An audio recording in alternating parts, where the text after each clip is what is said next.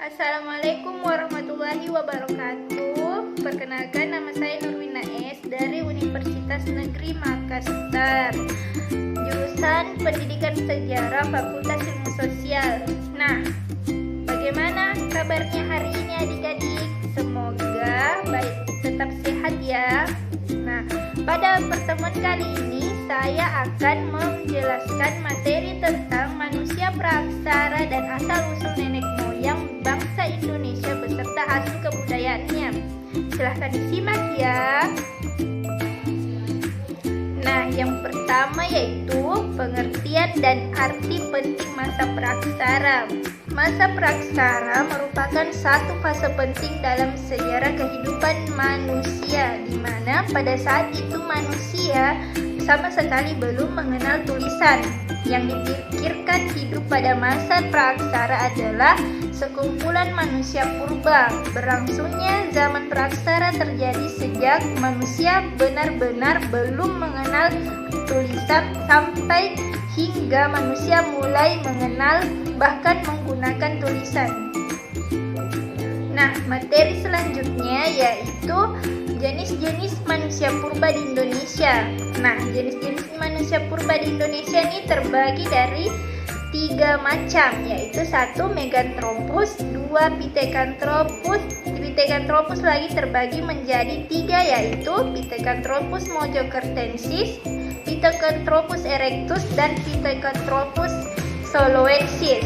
Nah, selanjutnya yang ketiga itu jenis Homo. Nah, terbagi lagi menjadi 2, yaitu Homo erectus dan Homo sapiens. Oke, selanjutnya kita masuk ke materi pertama, yaitu jenis manusia purba Meganthropus. Nah, adapun ciri-cirinya yaitu 1.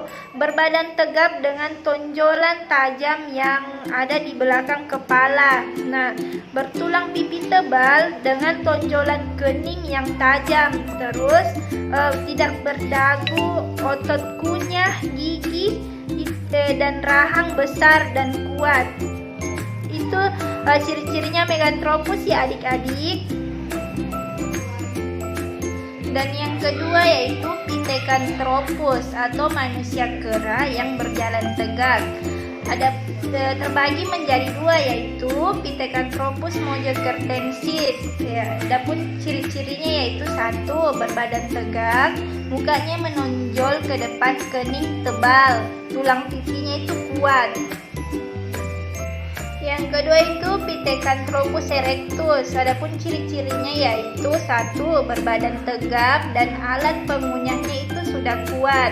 Nah, tinggi badannya itu berkisar 165 sampai 170 cm dengan berat badan sekitar 100 kg, dan juga di sini dia sudah berjalan tegak. Terus makanannya itu masih kasar dengan sedikit pengolahan makanan. Nah, selanjutnya manusia purba yang selanjutnya yaitu Pithecanthropus zoloensis. Nah, manusia purba ini ditemukan di Ngandong dan Sangiran, tepatnya di tepi Bengawan Solo antara tahun 1931 sampai dengan tahun 1933. Adapun ciri-cirinya yaitu 1. Di bagian tengkuk memiliki otot yang masih cukup besar, dan yang kedua tinggi tubuhnya sekitar 165 sampai dengan 180 cm. Nah, mereka ini memakan tumbuhan dan berburu. Terus memiliki gigi geraham yang besar dan rahangnya yang kuat. Itu ciri-ciri Pithecanthropus zoloensis. Nah, manusia purba yang selanjutnya yaitu jenis Homo. Nah, jenis Homo ini terbagi lagi menjadi 2, yaitu Homo erectus dan Homo sapiens. Adapun Homo erectus itu ciri-cirinya mukanya itu lebar, hidung dan mulutnya menonjol, dahinya juga itu masih menonjol. Terus bentuk fisiknya tidak jauh berbeda dengan manusia sekarang. Jenis Homo yang selanjutnya yaitu Homo sapiens. artinya itu manusia sempurna baik dari segi fisik, volume otak maupun badannya yang secara umum itu tidak jauh berbeda dengan manusia yang sekarang atau manusia modern. Nah, selanjutnya adik-adik bisa lihat gambar yang ada di sini. Itu merupakan gambar kehidupan manusia praksara atau manusia purba. Nah, silahkan diamati ya gambarnya. Nah, selanjutnya kita akan bahas tentang nenek moyang bangsa Indonesia. Nah, nenek moyang bangsa Indonesia ini dibagi menjadi dua, yaitu Proto Melayu dan Deutero Melayu. Nah, Proto Melayu diyakini sebagai nenek moyang orang Melayu Polinesia yang tersebar dari Madagaskar sampai dengan pulau-pulau paling timur di Pasifik. Mereka diperkirakan datang dari Cina bagian selatan. Dari Cina bagian selatan atau Yunan, mereka berimigrasi ke Indochina dan Siam. Kemudian ke Kepulauan Indonesia. Ketika datang para imigran baru, yaitu Deutero Melayu ras Melayu muda, mereka berpindah masuk ke pedalaman dan mencari tempat baru ke hutan-hutan sebagai tempat hunian barunya. Itu Proto Melayu. Nah, Deutero Melayu di sini merupakan ras yang datang dari Indochina bagian utara. Mereka membawa budaya baru berupa perkakas dan senjata besi di Kepulauan Indonesia. Nah, atau kebudayaan Dongson. Mereka seringkali disebut juga dengan orang-orang Dongson. Peradaban mereka lebih tinggi daripada ras Proto Melayu.